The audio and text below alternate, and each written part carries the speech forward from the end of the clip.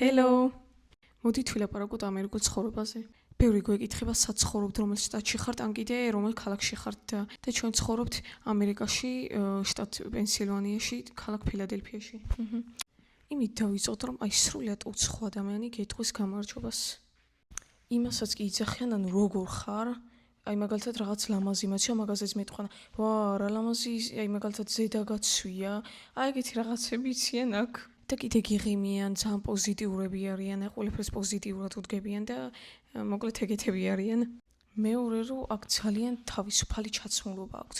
აი ქუჩაში გახვალ და აი ძალიან ბევრს დაინახავ ეგეც რომ ჩუსტებითაა გამოსული და პეჟამოებია ცოტა, ანუ არც სხვენიათ არაფერი, ძალიან თავისუფლად არიან, თითქოს და რავი, სახლის ანსაცმლებით ჩორობ გამოდიან და თითქოს სახლში არიან. ხო. და ასევე სკოლაში არის ეგეთი დღე, როდესაც ყველა მოდის პეჟამოებით, ანუ პეჟამოების დღე, ხო?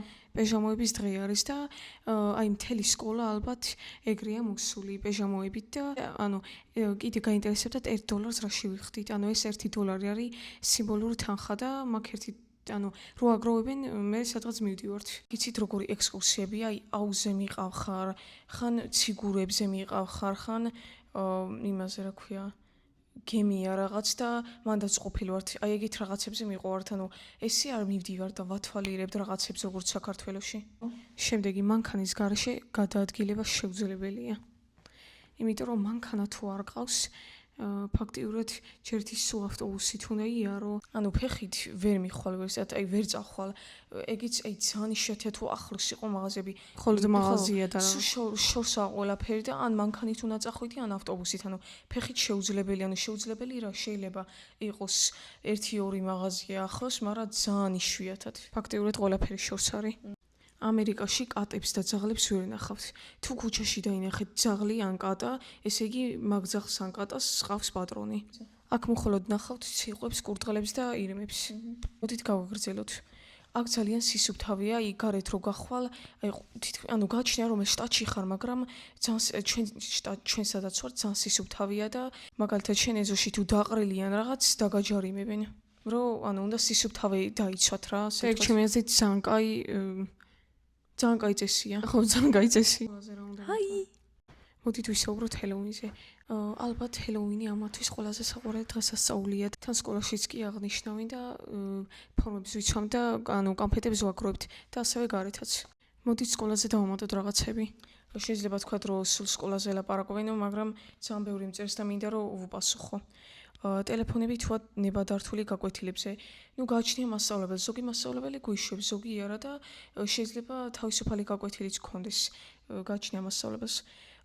მეორე რამდენი წუთიანია თითო გაკვეთილი? 59 წუთიანია თითო გაკვეთილი და ასევე ლანჩიც არის 59 წუთიანი. ვინც არ იცით, ლანჩი არის როგორც დასვენება. და ის მინდოდა დამემატებინა რომ მაგალითად ლანჩი თუ გაქვს მეოთხე გაკვეთილი და ჭამა არ გინდა, შეგიძლიათ გამოტოვოთ გაკვეთილი და წახვიდეთ მაგალითად მეგობრის გაკვეთილზე. დღეში რამდენი გაკვეთილი გაქვთ? 7. არის თუ არა სიმკაცრე? ანუ სიმკაცრე ყველა სკოლაშია. კი შეიძლება უფრო მეტი სიმკაცრე იყოს, მაგრამ მაგიორად ბულინგი არ ხდება და ხალხი ერთმანეთს არ დასცინის. კი. ბევრი გაცდენის დროს რა ხდება? ესე იგი, არ შეიძლება რომ ბევრჯერ გააცდინო, აქ სათავშორის პრობლემა აქვს გაცდენაზე და თუ ბევრს ანუ თუ გააცდენ, აუცილებლად უნდა მიიტანო ფურცელი, სადაც წერია, ანუ დედამ უნდა დაწეროს მიზეზი. რატო არ იყო ჩემი შვილი სკოლაში? და სახელი გვარი ხელმოწერა რომ დედის დაწერილია. და კიდევ ანუ მშობლების დედა რა, მშობლების. და თუ გინდათ რომ უმიზეზოდ არ ჩაგეთვალოთ გაცდენა, უნდა დაწეროთ ფურცელზე. გვეკითხებიან მარტო ცხოვრობთ თუ არა, არა ჩვენ მარტო არ ცხოვრობთ. და რომელ საათზე მივდივართ სკოლაში და როდის ბრუნდებით.